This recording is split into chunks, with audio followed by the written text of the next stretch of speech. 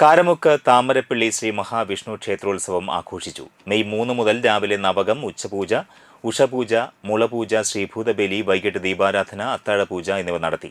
വ്യാഴാഴ്ച വൈകിട്ട് ഉത്സവത്തിന്റെ ഭാഗമായി പള്ളിവേട്ടയും ഉണ്ടായിരുന്നു. വെള്ളിയാഴ്ച നടത്തിയ ആറാട്ടോടുകൂടി ഉത്സവ ചടങ്ങുകൾ സമാപിച്ചു.